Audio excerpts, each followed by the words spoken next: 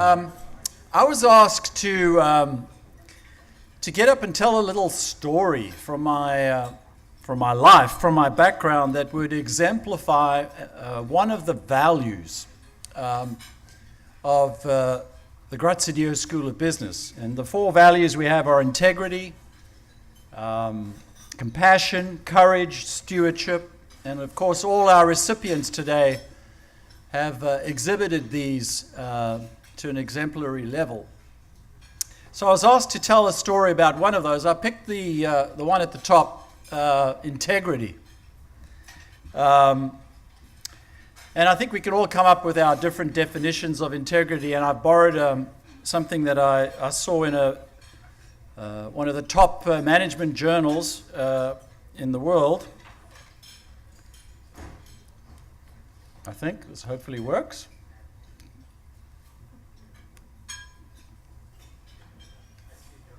There we go. So what is integrity? Well, it's kind of that doing the right thing, right, when nobody's really looking.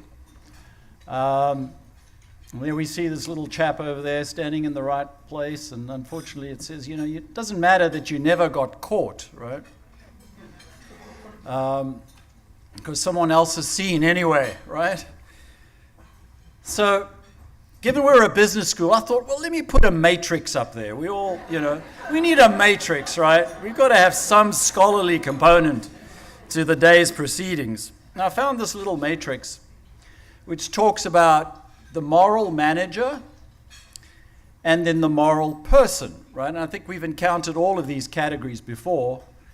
So if you're a weak moral manager and you're a weak moral person, then I guess you're unethical as a leader.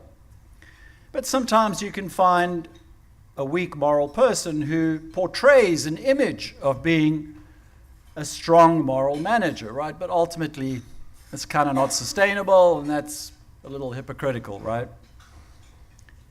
And then you get, of course, the example of people who sit on the fence, and you're not quite sure what exactly they are, and they're sort of ethically neutral leaders. And then finally, strong moral managers, but also strong moral persons. And they're good examples of ethical leaders. So my little story goes back to a time when my family and I were asked to relocate to Athens, Greece. And there we were. I was the division president for 20 countries for Coca-Cola Company, located in Athens, and my family was relocated to initially stay in the Hilton Hotel in downtown Athens, and then we were to look for a house, right, to move into, and we started looking for a house, and everywhere we went. Every house, every owner, 50% in the contract, 50% under the table. Man, that was frustrating. I mean, I'm the division president of Coca-Cola. I can't do stuff like that. So the local team said to me, well, Deryck, you're not going to find a house because that's how it's done here. That's just the way business is done here. And if you want to get a house, you just got to do that, 50%. I mean, it's the same amount of money, right? I mean, does it matter really? So what do you do? Now, I can tell you this, they had just built the Hilton in Athens, so it was kind of a nice hotel. Big swimming pool. And the first week was fantastic, right? Kids getting meals and just swimming at the swimming pool.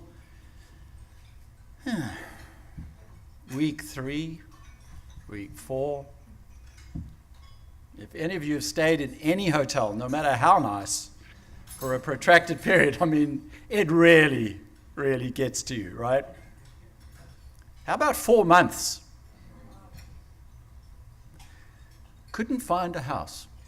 We could not find a single landowner who would do a legal contract.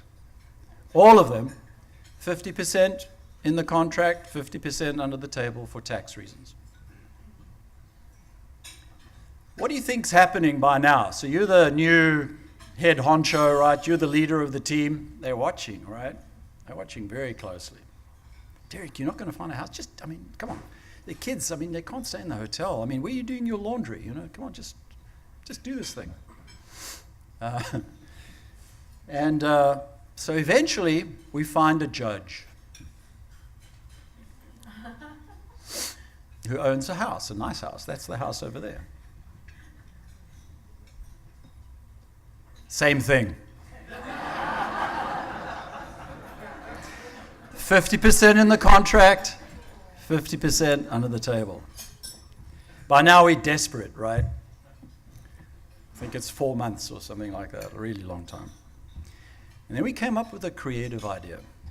We realized that the downstairs near the swimming pool there, that downstairs portion of the house had not been completed on the inside.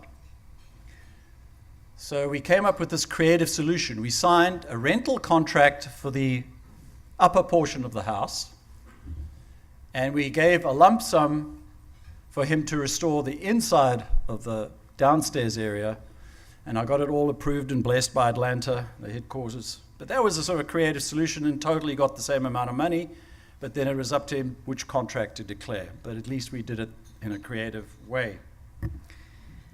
And we finally moved into a house.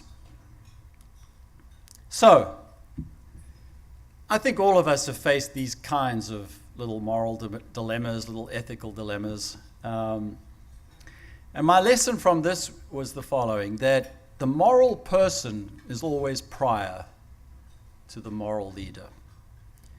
You can you can tell a good game, you can play the game kind of nicely for a while, but ultimately it'll catch up with you, they'll figure it out. And so the moral person's absolutely critical, right? If you can have any authority and authenticity with your team, with your own family, and with yourself, ultimately. So maintain the high ground. Hope is near. There is usually a solution. But there was sacrifice. There was personal sacrifice involved. But I can tell you this, that because we did that, it helped enormously with the team when it came to making decisions about things we had to do in business. Just the ability to move quickly as a team and do the right things together. A new energy and authority was released into the leadership of that team because they had observed an example right before their eyes of a leader trying to do the right thing. So that's my little story on integrity. And with that, we get back to our award ceremony.